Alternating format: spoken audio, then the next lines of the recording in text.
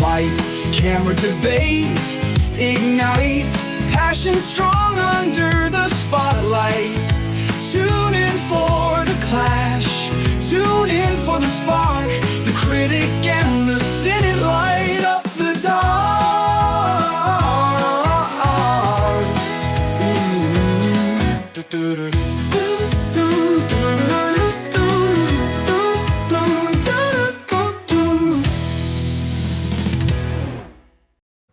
Welcome back to the Critic and the Cynic. This one's called the Christmas Charade.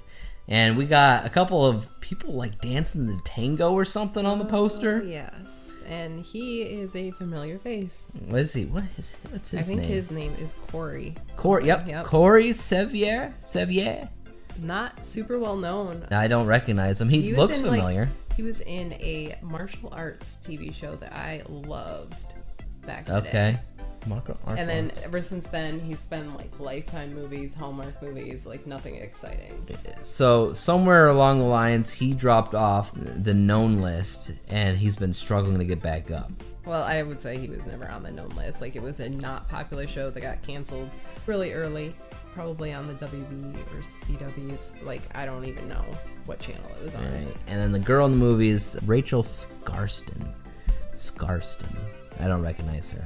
But yeah, so the poster is these two like dancing some kind of tango situation, staring at the audience as usual.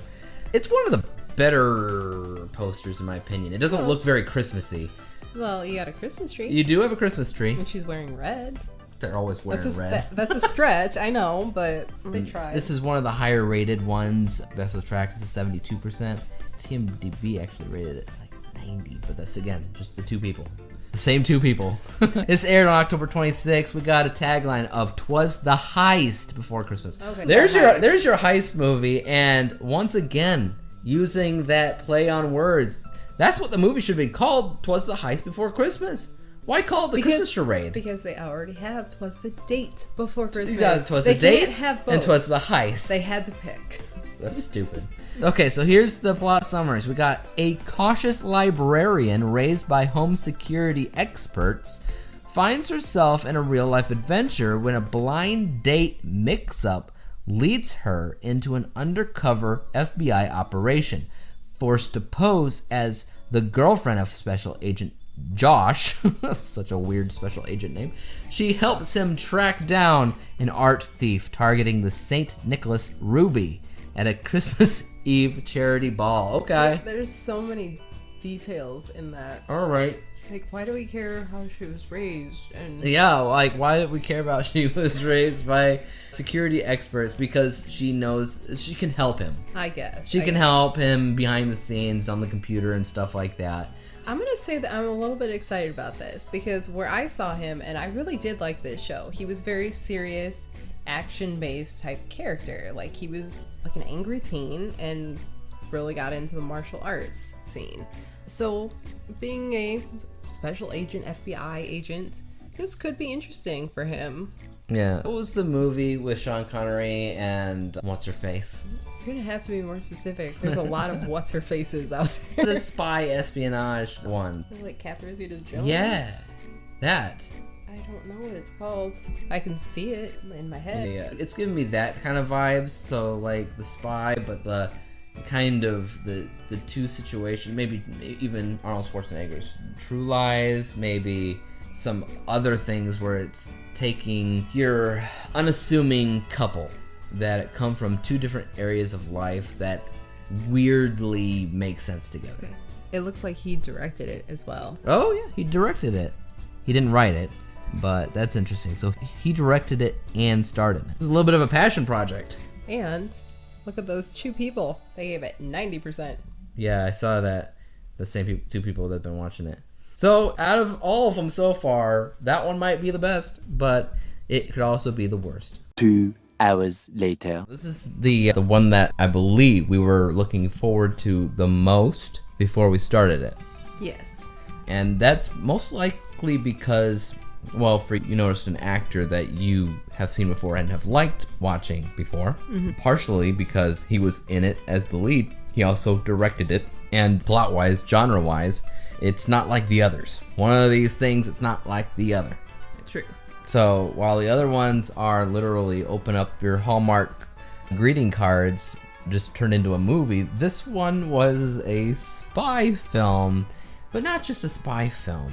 This was like if you took the classics like the Pink Panther and True Lies and some other bumbling spy films like Johnny English and things of the nature, and you just combined them together. That's what this is. Yes, and it was very light. I'm going to say that it was very innocent spy movie. Well, that's one way to put it, because as some people would like to point out on some internet forums about the film, this is the only place you'll get to see FBI everywhere, and nobody has a gun. Not one. A single, which is not usual. You can get away with that, given the fact that most of this plot did have to do with an undercover cop.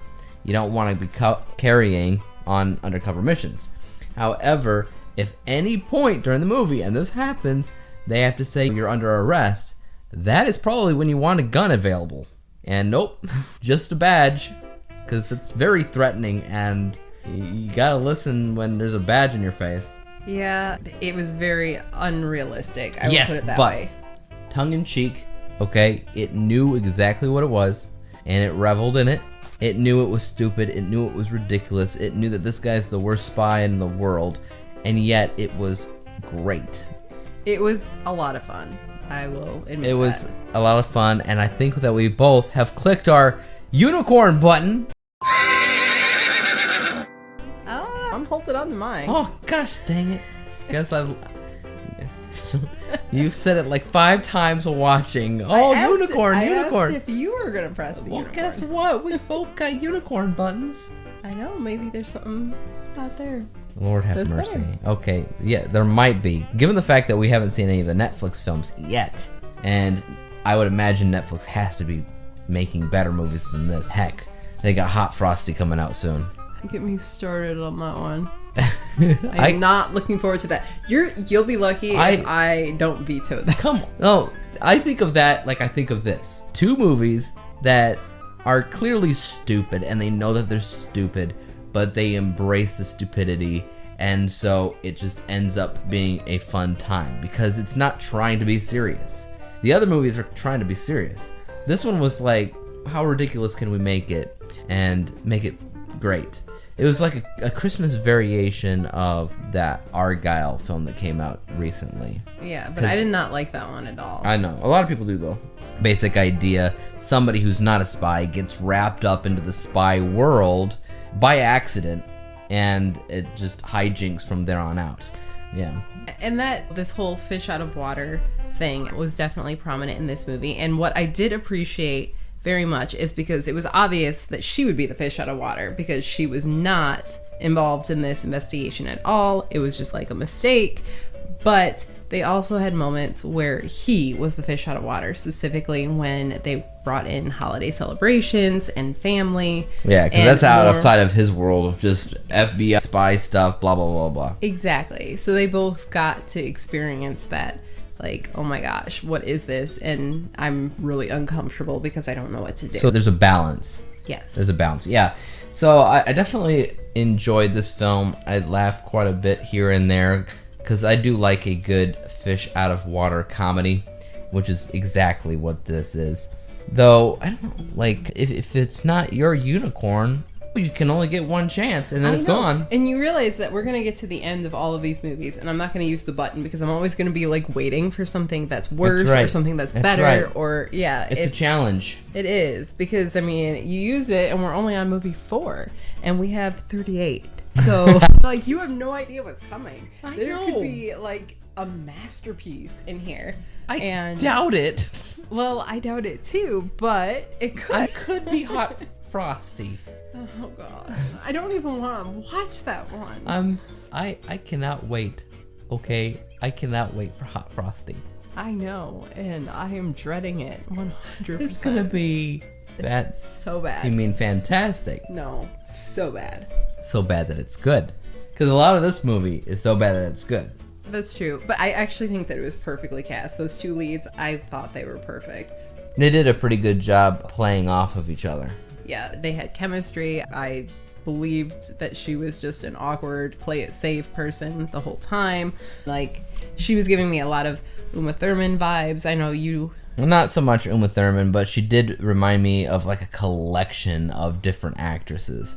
There was something about the eyes and like the smile in the mouth. Like, it definitely... I even say the same with him, given the fact that I don't have that much of an experience with him as an actor. So, in my experience, he felt like a range of other actors as well. I'm guessing that's the point, because a lot of people, when they comment on this film, they're like, Hallmark really did it. They tried to make a Mission Impossible film.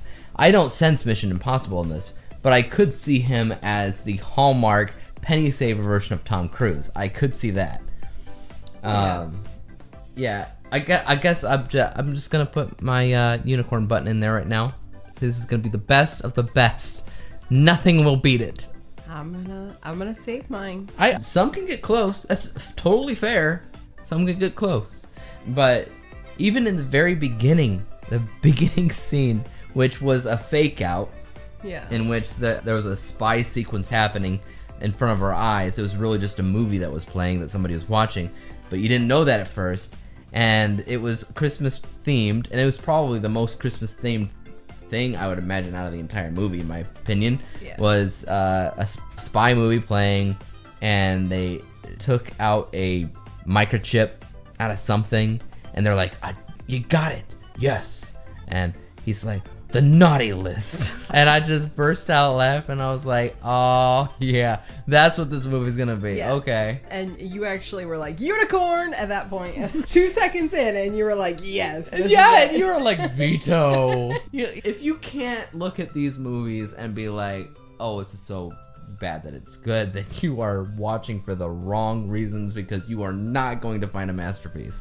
It is not going to happen. But if you can enjoy a movie for being bad, then, and especially because it embraces it, it knows what it is. It's not just so bad that it's bad. It's not trying to be good and it's bad so it's funny. It is so bad that it's good because it knew what it was, and it's just all around a good time. So percentage wise, let's give it a rating. I'm gonna go with 80. 80. Like, yeah. It's the best you're one going so there. far. It's the best one so far. It doesn't mean that it deserves 80. Well, I mean, I guess I'm not as calculated in your ratings that you like to throw out there. I guess it completely depends on your scale. It depends on what you're rating it against. I have troubles rating it against anything but the rest of the world of film. Well, I'm really looking at this as like an isolated situation. Like, which one of these movies would I revisit? I might watch this one again. But no, if you're putting it up against like the best movies of all time, of course not. Because if you're gonna sit there in the realm of this little because if you're gonna sit there and you're say, oh, Inception's a 10 out of 10, 100%, and then this is 80. No. The scale would definitely change if we were looking at those. My favorite movie, for example, is Eternal Sunshine of the Spotless Mind. Like, that is a 10 out of 10 for me. That is 100%, like, that is a perfect film. Flawless. And if we're comparing this to that, I'm going to say, like, 10%.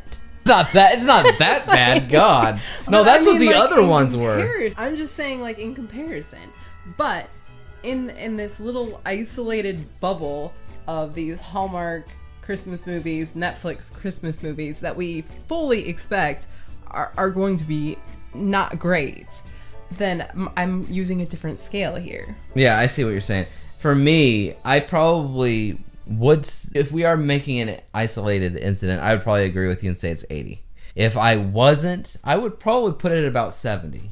That, to me, it's not that grand of a difference, but it's like a 10% difference overall. Like, I could watch this while not participating in a Hallmark holiday watch-a-thon. I could watch it as its own thing because it is that entertaining.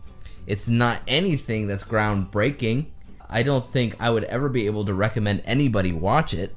I would if you were just like, hey, it's Christmas, you want to have a fun time, pop in this movie. Now, it should be noted, like I said, alluded to at least, that it is barely a Christmas movie. It does the Die Hard thing. So They referenced Die Hard in it. they did. Catch that? They Yeah. did.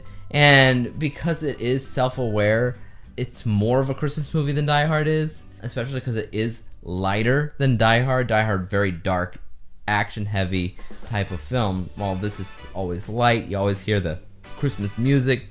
You're always seeing sparkling lights, like the one moment when she decorated his apartment with some lights.